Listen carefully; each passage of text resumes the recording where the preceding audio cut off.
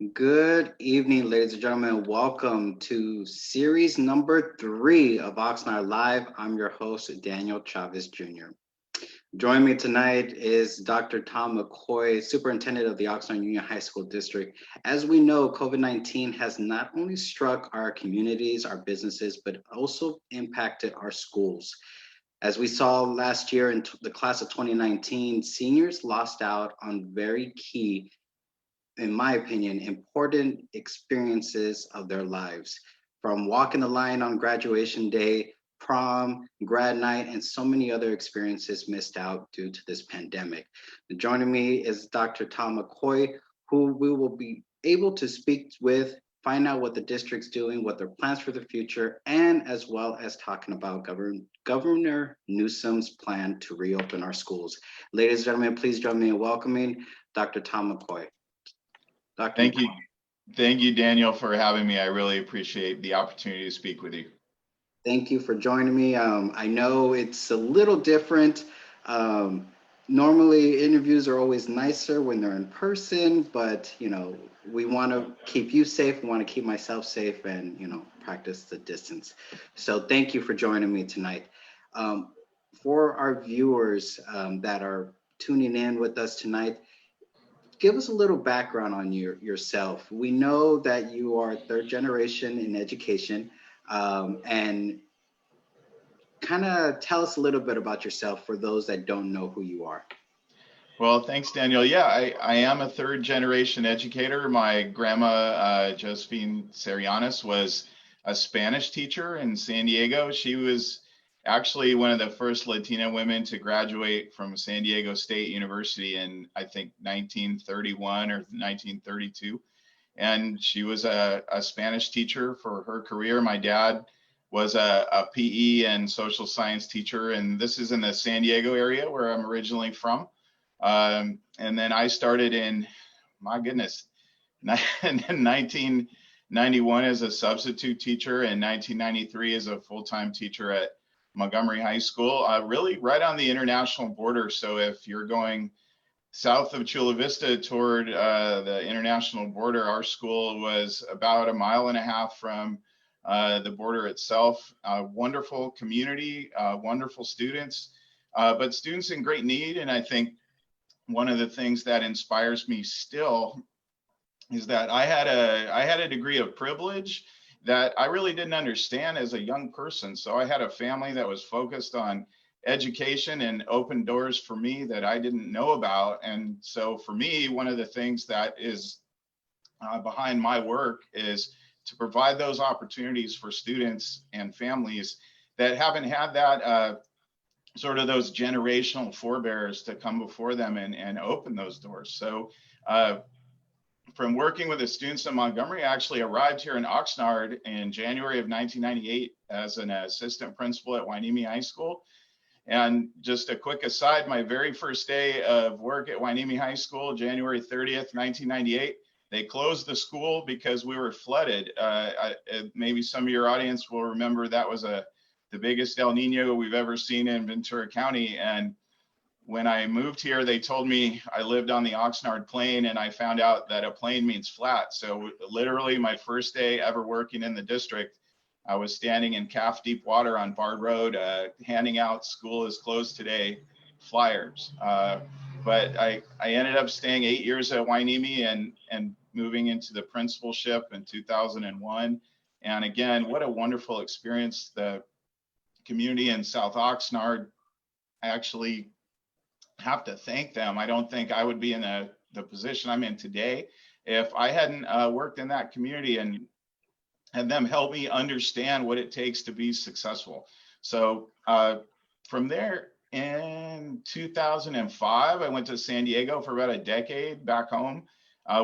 Did a couple of different principalships, and then arrived back in Ventura County. A short stint. I was actually supervised the Providence Court School and Gateway Community School for a couple of years with VCOE, and again, informative on our students who are incarcerated and adjudicated and their needs, and the the reasons why students are in those situations relate to poverty and relate to the stress that comes with not knowing where you're going to sleep and not knowing where your next meal come from.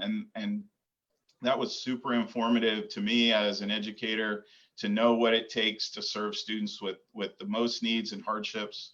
And then I was able to get back to the district in 2015, and I've been here for 6 years now, and just became the superintendent this year. But what a fantastic place to work.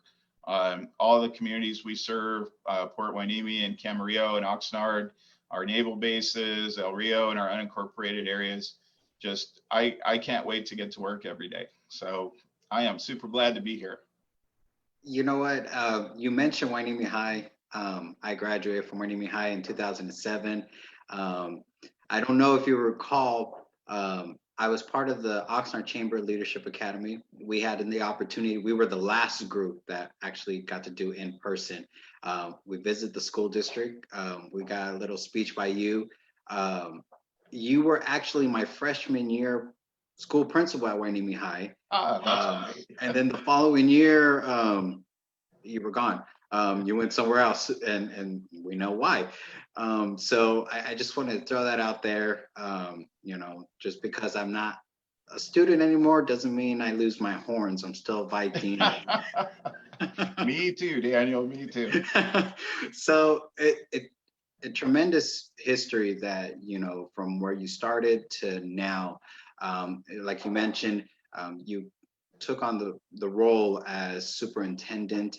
And prior to that, you were the interim. And then prior to that, you were the assistant superintendent. Describe the experiences, because you worked on different levels of the education system. But describe how it was last year, back in March, when things began to shut down, and you're the assistant superintendent at this time. What was that for you? Well, it was, I can, and I know everybody on the call here will have their own experience of how fast this all happened to all of us.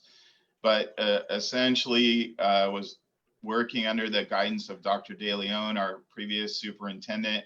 We had a brief conversation. She was hearing from the county superintendents that we were likely to close, and sometime in the next week, this was about March 10th.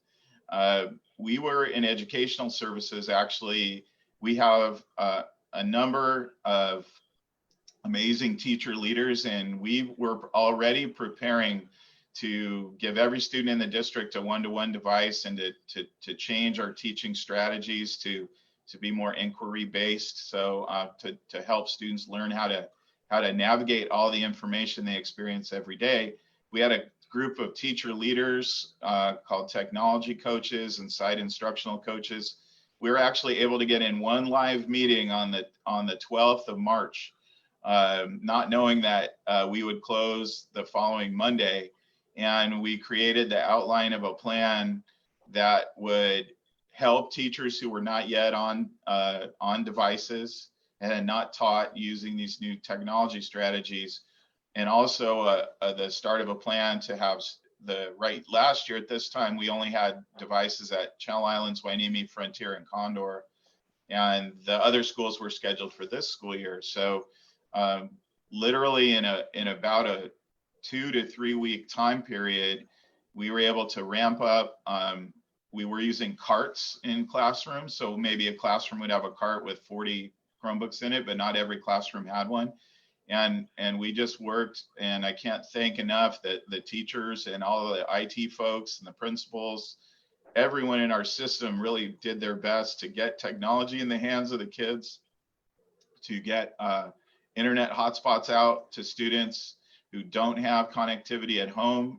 As you know, and as your audience knows, that's a major issue and a condition of poverty. That's not something that families are choosing not to do. It's something that we should be providing as a community, and we're finally getting on that track. But we were actually in real time every day trying to make sure we could keep kids in their classes, make sure they didn't lose college admissions, high school credits. As you mentioned earlier, some of the fallout. Kids lost their athletic seasons, lost their graduation ceremonies. We did end up though having more private individual ceremonies at that, and we were in the health condition at that time where we had set up at each school small stages in the gyms where kids could come in with 2 or 3 family members and be talk to the principal, receive their diploma, come across the stage. And that was actually such a success that a lot of parents are requesting that we do that anyway, no matter every year, no matter if we can have the big event in the stadium or not. So I want to say that in my experience, I had never seen the whole system come together around problem solving like we did in March. That group of teachers, that meeting live, the last live meeting on March 12th was about probably 35 to 40 people. We started then meeting online, learning how to do this. We use Google Meet, and I know we're on Zoom today, but we met every Friday from March actually all the way through July. And that group of teachers and staff we're meeting with grew to almost 250 people on each meeting. And every time we were hearing from teachers what's working, what's not working, and trying to craft a plan that would keep kids in front of their education. And I think that, again, I've never seen, and I mean universally, everybody in this system step up the way they did. And then, you know, along the way, we found out Dr. De Leon would be leaving, and the way things worked out, I ended up in the interim superintendency beginning July 1, and also still managing educational services. And we've just relied on the knowledge of our teacher leaders, of our students. We've done a lot of student surveys, and you know, we're a work in progress like every district doing this work, but I'm really happy that we've had a solid plan. We've been consistent with our kids, with our families, and just unfortunately, we haven't had the chance to get back in person yet. Now, how was it? Because, you know, March is when things started going down. That's already towards the end of the school year. School year ends mid-June. How was that? Still trying to, I guess, ultimately, school budgets are already set for the school year. Now, plans for the future are actually being moved up a lot sooner. How did that work out with the school budget and still trying to make sure that students, like you mentioned, for college, for, you know, finishing their education for the school year? How was that different, and how did that end up working out, that, you know, you guys ultimately changed the school budget to try to finish the school year?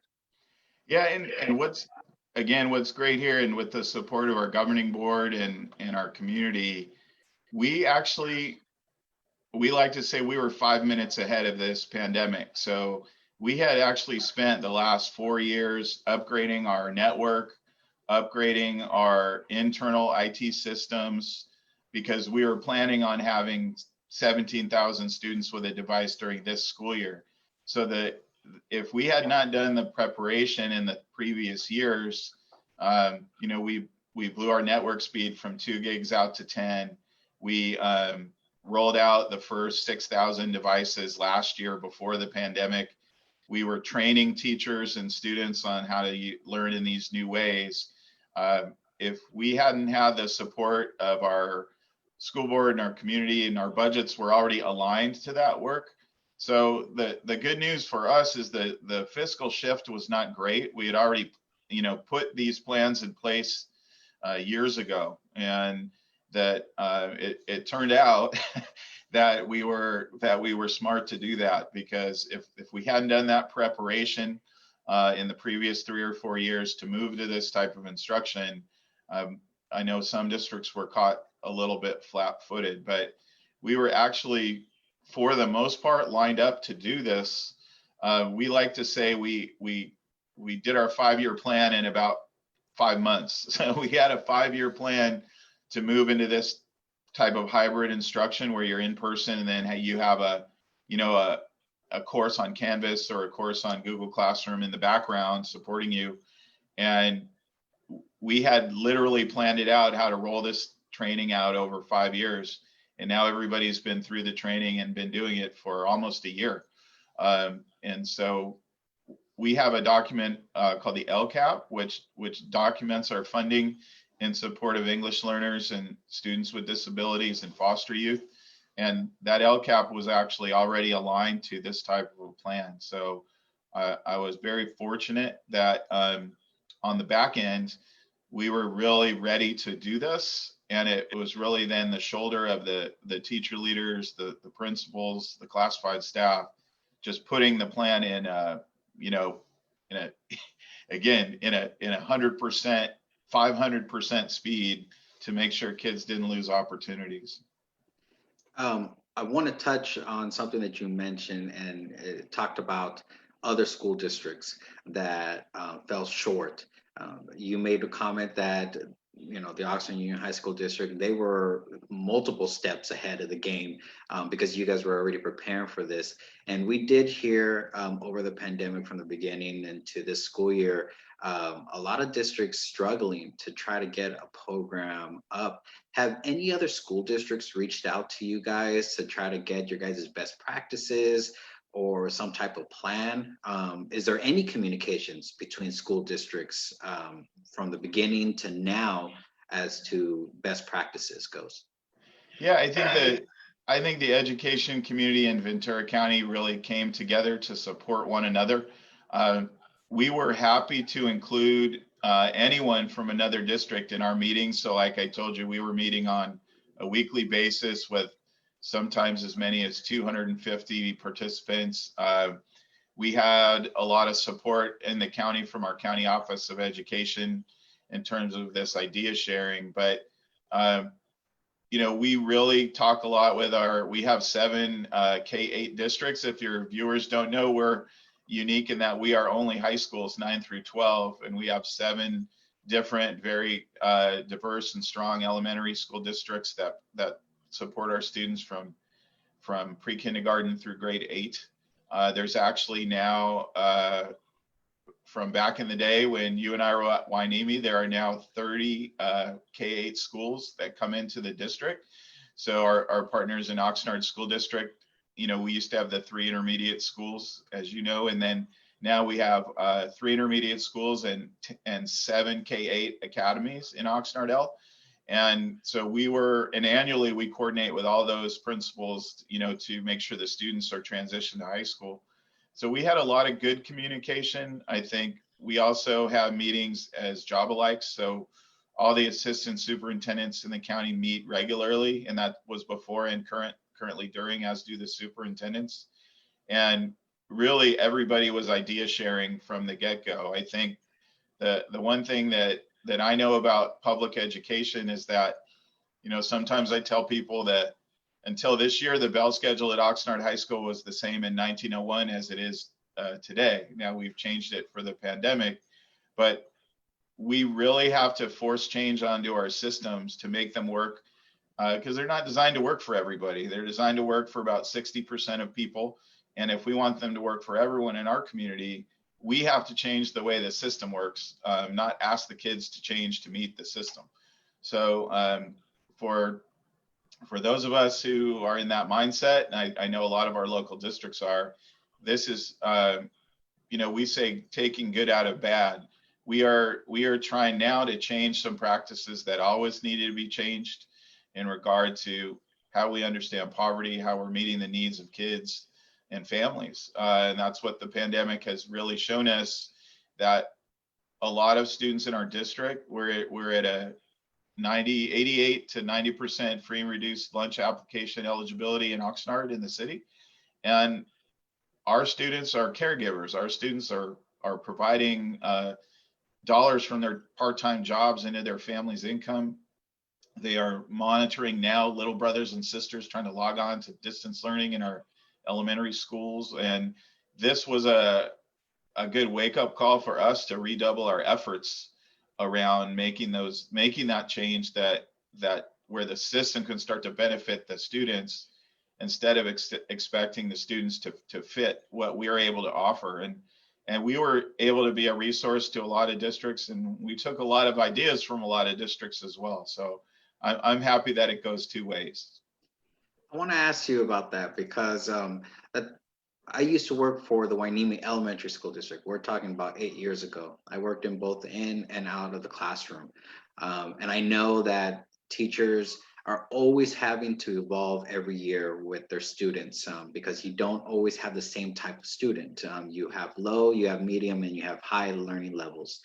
Now, with the distance learning, it's a little different because there's also people that learn differently. I'm more of a visual, hands-on learner. So distance learning probably wouldn't work well for me. Is there alternatives to distance learning that is still safe that the district offers? Right now, the primary in-person offerings we have is we are, and this is voluntary because of the public health condition, but we're trying to provide in-person tutoring in pods, meaning 14 students or less with two adults, or you can have a little more adults and a little less students. But we know that our students who are in poverty, who are foster youth, who have a disability, from the get-go need more assistance. And so we have a lot of individual outreach going on. I wanted to give a shout out, for example, to the crew at Rio Mesa High School and Principal Mark Contreras, Assistant Principal Blanca Gill, and their team, and teacher Ingrid Brennan, AP Gary Peterson, and on and on. They go into the community once, twice a week. And when students aren't appearing in their online classes, they're actually going out with masks and gloves and social distancing and checking in and seeing what people need. Our nutrition services department has been doing community feeding since March, where we're still providing 5 meals one day a week and 9 meals another day a week through our schools. And any student that's eligible, even if you're an elementary student, can come to our pickup locations. But it's been a real struggle for kids who don't, and this is again why we're trying to change our model, right? Like the stand and deliver system doesn't work for everybody. And so in the distance learning, the needs are even more acute. Now, the good news for us was our DNF rates from the first quarter of this year to the first semester of last year, we declined, but only a little bit, probably 3 to 4% increase in those lower grades. And we had actually Rio Mesa and Pacifica improve their DNF rate, and some of their outreach programs we're actually asking the other campuses to take a look at and model. There's no substitute for a teacher working with a student, but our teachers have been very innovative about how they offer individual help to kids as well. So they can meet one-on-one like this on a Google Meet if they're not able to come in. Again, we do have a little bit going on Saturdays in terms of in-person. At Frontier High School, we have about 12 students a day in 12 different students a day taking the bus out to Frontier and doing all their online classes with a support teacher in the room. But I can tell you there's been no easy answer to assisting kids who struggle during this pandemic. And you know, I'm sure you, myself, no one thought we would be closing in on 1 year of this. I mean, we had all our plans sort of said, you know, fall quarter will be online, you know, quarter 2 will be remote and hybrid, quarter 3 will be back. And we just haven't been able to access the environment that we need to do that. So, you know, I would tell you there is a lot of struggle out there. We're conscious of it, and we're going to do our best to work with each student individually. Now, how is it working, in particularly the city of Oxnard? Like you mentioned in the beginning, the Oxnard Union High School District is just not the city of Oxnard. It also has students from Port Hueneme, portions of the unincorporated area, and then the city of Camarillo. We're focusing particularly on Oxnard, the south end, and a couple of unincorporated areas that are a lot lower income families. What has the outreach been for them to ensure that they are still on track with their education. Like you mentioned, also the older siblings are looking after the younger siblings, ensuring that they get online for their classes. What has the outreach been for them? Well, the most important thing in those communities is to make sure that the students are connected. So the district provides Wi-Fi hotspots to students um, that work with their Chromebook that they've taken home if their home or their apartment can't access the internet. Uh, One of the things that we found is in some of our incorporated areas. So if you're down off the one freeway, off Wainimi Road, in some of those areas, we don't have cell service, and cell service is what you need to run your hotspot. So we've been trying to set up some times on campus where kids can come in and use the campus Wi-Fi if they're literally their home, they have the hotspot, but their home doesn't get cell service and they can't connect. And then making sure we're regularly checking in with kids who are not appearing on our meetings. So we still take attendance, if you can believe that, but we do it three ways. One is if you appear live, we have live meetings scheduled Monday through Thursday for kids. They take 3 classes at a time right now in a quarter system. They also, we account for them remotely. So when they log in after class to their Canvas classroom or Google Meet, we can actually track them and see that they've logged into their class. And then we also have a tutorial time on Fridays. So the teachers have an open tutorial on Fridays. So if we're not seeing you in the live meeting online or in the tutorial, we have staff that are calling, doing home visits, and reaching out. Another sort of good out of bad benefit is that a lot of our parents in South Oxnard and East Oxnard did not have a device in their home. They might have a smartphone, but now with their student having a device, we're actually been able to engage more parents in our district English learner parent advisory committee and find out what they need in terms of training to help their students access classrooms.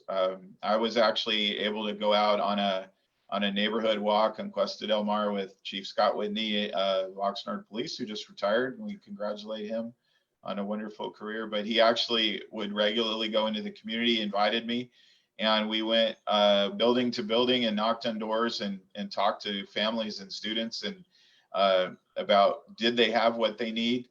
And like everything, I think we're in the right ballpark in terms of what we're providing, but we can't let go of that follow-up for even a moment. And also to try and facilitate so that students, parents, and families can contact us through our website, through their school, so that they can, if their device isn't working, we have a help desk. We've been doing a lot of videos so that students can learn how to put in help tickets.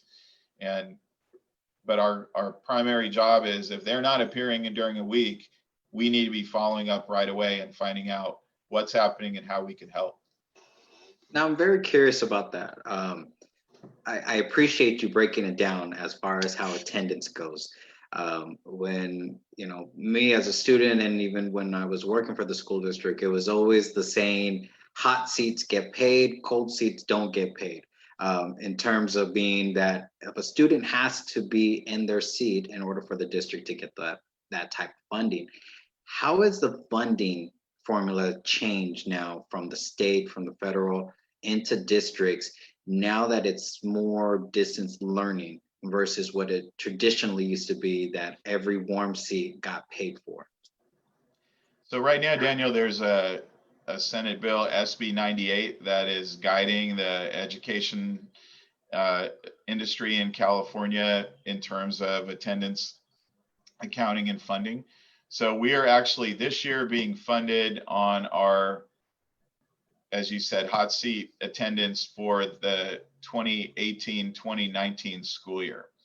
So we're funded on that percentage was about 94%. We usually run between 93 and 94% attendance. Unfortunately for Oxnard Union, annually you would get an increase in your budget if you had more students or a decrease if less. There was so much concern about districts losing students to the pandemic. They also froze our funding at that particular number of students.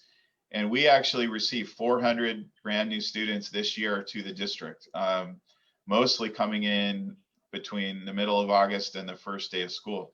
So unfortunately, we've not yet been able to access the funding that should normally come with those students.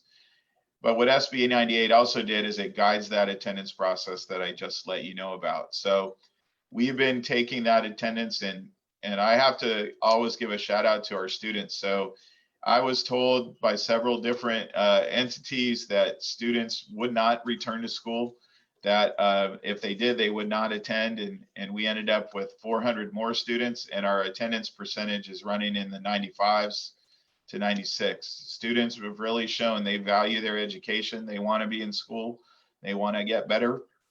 They want to have opportunities. And I would say globally to anyone who told me that that wasn't the case, well, that's not what the kids have shown us. And they continue to show us that, you know, sometimes they know a little bit more than we do. So we are hopeful that we're going to get some information from the California Department of Education here soon regarding what the next funding cycle is going to look like. Governor Newsom's typical budget announcement, January announcement, should be any day now. I believe there's a statute that says it should be before the 11th, and today's the 7th. So I think we're really looking forward to that announcement, and then to see if we're going to continue with this flat funding rate from 2 years ago, or if there's going to be some other calculation. But the good news for us is our students are eager to learn and want us to do the best that we can by them. Thank you for that information, and thank you for stating that 400 new students that came into the district. Because I know a lot of us were hearing the news that LA Unified was losing tons of students on a monthly basis. So to hear that our numbers gone up, it's reassuring, especially when a lot of people said that this is now the new norm, schools just declining, and that clearly is not the case. But I do want to talk about Governor Newsom. Earlier, I read an article that 7 school districts in California sent a letter to Governor Newsom in regards to his plans on reopening the schools. His initial plan is to reopen K through 2nd grade by next month, and then progressing as it goes to allow more in-person instruction. Those 7 school districts, they tend to be the largest in the state and the #1 largest in the nation, LA Unified being one of those signers on there. What are your thoughts on his initial proposal for reopening schools right now? Well, I was actually able to jump onto that news conference online over the break, and we have the Association of California School Administrators had a call for superintendents the next day. And I think that what we're all encouraging everyone in the community when it comes to this plan is to be patient. We don't think this is the final version of what we're going to be asked to do. I don't know that it was premature, but certainly while we're still in purple tier with a stay-at-home order, it's a lot more difficult to achieve. I think one of the unique things for Oxnard Union is that with high school only, you know, a lot of the mandate and the urge around the TK 2nd grade and the 3rd through 6th, for better or for worse, we don't, you know, that's not our work right now. But certainly, what I wouldn't want to see is districts pressured into making decisions based on fiscal incentives. I would like to have guidance about what a healthy return looks like. I think that's what we've really been asking for, and our guidance until recently has been very much in a, you know, you guys are great and you can figure it out, and we have, and we've been on a, again, I let you know earlier, our county school district superintendents meet every 2 weeks to talk about the the conditions in every one of the 20 school districts. And I think the best thing I would say about Newsom's announcement is that we think there's more to come. We don't think the February deadline is going to be something that we'll have to meet. And in the meantime, we're going to continue to, under this current condition, even with a stay-at-home, we are allowed to continue offering what was already on the table for us. So we will continue to have the voluntary in-person tutorials. We're doing special education assessments in person. We have our safe return to athletics and activities still operating on a voluntary basis. When we do drop into the red tier, we will immediately go back to planning for in-person labs like career technical education courses. We'll have in-person labs, science. We might even have math labs and writing labs. But our priority, and unfortunately, I think except for that 3 weeks in November, we've been in this purple tier since March. And we do have a next step plan we're eager to implement and get kids back moving onto our campuses. Thank you for that, Dr. McCoy. I'm very curious because I was recently told by somebody that works for a local school district that schools are being asked to take out loans to kind of fund their school years, and then they're paying interest on that loan. Can you elaborate on that? Is there any truth behind that? So what they're talking about, Daniel, are budget deferrals. So if you remember in 08, when we had the last recession, we had a budget condition called a deferral. So essentially, it's I'd rather owe you than cheat you out of it. So what they would do is they would, for example, they budget $100, give you $100 in your budget, but only hand you 80 in cash and say, you can have the other 20 when we have it. And then that happened over a series of years to the point where it actually took them 3 to 4 years to pay us back all the money they had deferred, meaning, but the problem for a lot of districts, this is not a problem for our district, is if you don't have a lot of cash on hand to cover that $20 you didn't receive, you have to borrow. And you have to pay back, like anything, pay back that borrowing with interest. One of the things we're hoping to hear in Newsom's announcement, we've heard that this budget is supposed to be good, that surprisingly good given the pandemic in California. We're hoping that one of the items in this budget would be that Newsom pays these deferrals back, because in the current year budget, we are in a deferral condition. So in that same scenario, for a lot of districts, ours included, but we have the resources on hand not to borrow, is that they're waiting for that $20 to come back to them so they can pay that loan back. Now that is there's a whole other complication where you work with your county office, your fiscal oversight team, to make sure that you're going to be able to continue to meet your monthly payroll and your cash needs. But in recessions, California turns to deferrals pretty quickly. And so that's something that we're hoping, if this new budget is going to be good, like we've been sort of forecasted, then we're hoping those deferrals are paid back to the school districts, first and foremost. So it's safe to say that Oxnard Union has a very healthy reserve to sustain them until deferrals are paid back, correct? Yes. Awesome. So Dr. McCoy, what is Oxnard Union's next steps moving forward? I know we talked about waiting for Governor Newsom, his plan, what the guidelines look like, but for the next remaining months of this school year, potentially moving into the next school year, what is Oxnard's next steps? Yeah, and what I'll tell you is our next steps are all aligned to the public health conditions. So when currently in the purple tier, we have those, minimal, but we do have in-person experiences. When we go into red, we will begin to bring back those hybrid activity-based classes.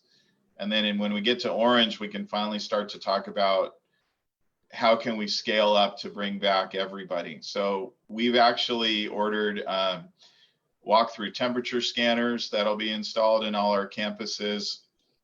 We have check-in systems. We're going to be meeting this week with our county districts to talk more about the possibility of additional on-campus testing for COVID as part of our return to school program. But our next steps are in place. As the health environment improves, we will implement those immediately. We have had a great partnership with our Oxnard Federation of Teachers and School Employees. We have a great support from our governing board. We're ready to go and take these tiered steps to return kids to school as soon as the public health condition improves. So, you know, all underlying that, we're building powerful futures for students. We're trying to be attentive to inclusion, wellness.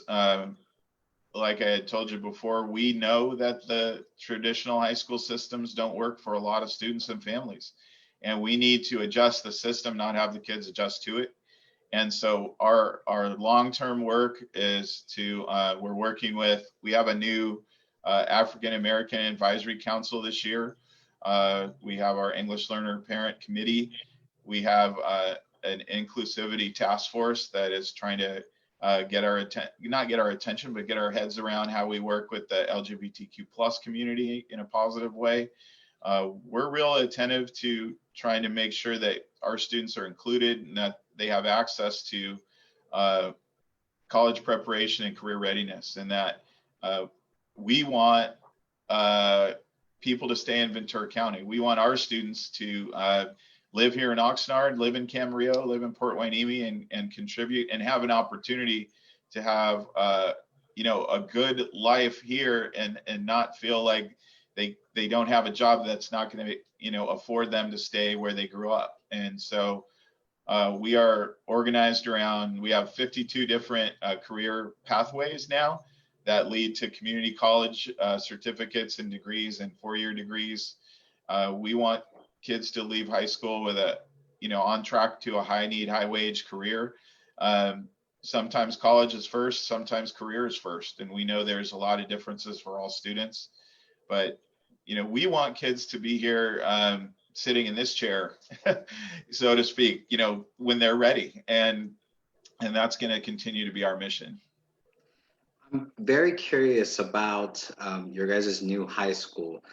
That was just approved, one by the city of Oxnard for the land, the development, how that was going to go. The purchase was put through.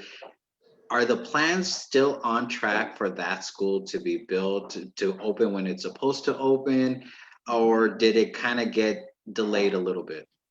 No, actually, the in addition to Del Sol High School, which we are really excited about, we should see some dirt moving there at Del Sol by April, hopefully a little bit sooner. Del Sol High School, for your viewers, is going to be on the Mulhart Farm, the southern 50 acres on Rose and Camino del Sol, between sort of Camino de la Luna south to Camino del Sol. That farmland will be a 48-acre brand new high school. And we're really excited about that project. It's in, right now, we're actually doing a lot of the preparations for the site work. So there's going to be some improvements in the streets around the neighborhood. And we're going to be grading that whole field to prepare it for construction. We plan to open in August of 2023 with ninth graders. And we're real fortunate. Our students, and what's interesting about a new high school is the students are already here. The teachers are already here. It's a same pizza, more slices. So right now we have 3,200 students attending Pacifica High School, 2,800 at Channel Islands, our own Hueneme High School back up to 2,400. And when I was an assistant principal there, we built Pacifica, and people don't believe me when I say I had 2,900 students at Hueneme High the year before Pacifica opened. And no, there weren't additional buildings. We were just there. So Del Sol is on track. It's going to be a wonderful facility for a great community. When we get about a year from the opening, we'll actually work with the community on attendance boundaries and mascots and logos and all those cool things that go with a new school. But we also have our Measure A program where we're modernizing all our schools. So our 4 oldest schools, Camarillo, Hueneme, Channel Islands, and Rio Mesa, are receiving somewhere between $45 and $49 million worth of improvement. I would encourage everybody, I know we can't get there yet, but we have put in turf fields and scoreboards, replaced tennis courts, perimeter fencing, and now we're putting air conditioning in all our schools. And so we are air conditioning projects have gone out to bid, and they'll take about 30 months to complete. And you would have blown me over with like a feather if you had told me in 1998 that we would need air conditioning at Hueneme High School, but that's certainly been our condition in the last 5 or 6 years, with having to close periodically for heat days, especially in Camarillo, where it's more acute in the temperatures. So there's a really great movement, and the good out of bad with pandemic is while students are at home, we've actually been able to speed up the timeline on some of our construction projects. So when students do return, they're going to return to a lot of really great upgrades on all our campuses. But Del Sol is on the way. We think it's going to be an amazing place. I can honestly say I'm a little jealous now that the schools are getting AC. I remember those summer days at Hueneme High, going from class to class with your book bags and no AC, the lights turned off, and little portable fans going, and still was not enough. But that's great. I'm very happy to hear that a lot of improvements, and that a measure that is really making a difference in our schools, especially our older schools. Dr. McCoy, again, it's a little different because of COVID, but if the community or families want to be able to assist the school district in any way, is there ways for them to assist? That's safe, of course, that the district may need certain needs in? Well, we have a lot of different ways to get involved. I think, one of the ways is for each of our 52 career pathways, we have a community advisory committee from that industry sector.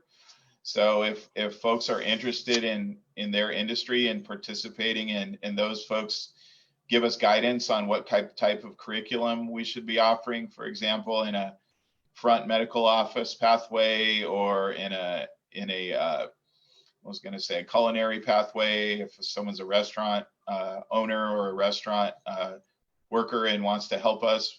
This helps us keep the information for the kids really current. We also, we do have a lot of different needs. I would always encourage the community to reach out to the high school principals or to myself. My email is thomas.mccoy, thomas.mccoy @oxnardunion.org. And I'm always grateful to hear from the community about ways that they want to be engaged with us. One of the things we tell high school parents is, sometimes there's a myth that the kids don't need that parent involvement in high school. Not true. They may not appreciate it as much, but they definitely need it. And so we will have lots of opportunities at each site with school site councils, ELAC committees. We're on the front end of starting wellness centers at our high schools, where we want to open those to our families after school. So we're starting to draft those plans, and we'll hopefully be seeing those later this spring. And we would really invite people who are interested to contact us. I appreciate that information, Dr. McCoy. Is there any final words, any final bit of information that you want to provide to the public at this time? I'm grateful to have this opportunity to serve this amazing community. I feel like, this is not just my second home. I've actually worked here in Oxnard Union longer than any other place in my career. I'm glad to be here. I'm always glad to meet lots of Hueneme Viking alumni along the way that I run into. and the alumni of all our other school sites. I think that the thing that makes our school district unique is the connection that the community remains, years and years after they've graduated. If you've ever gone to see Oxnard High play Pacifica, and there's 10,000 people out there, it's just an experience. And there's, not a lot of communities like this one. And I'm grateful to serve here. And thank you, Daniel, for having me. I really appreciate this opportunity to chat. Thank you again, Dr. McCoy. Thank you for all the information and serving our community the way that you've done over the years and currently as a superintendent. Ladies and gentlemen, this is Dr. Tom McCoy, superintendent of the Oxnard Union High School District.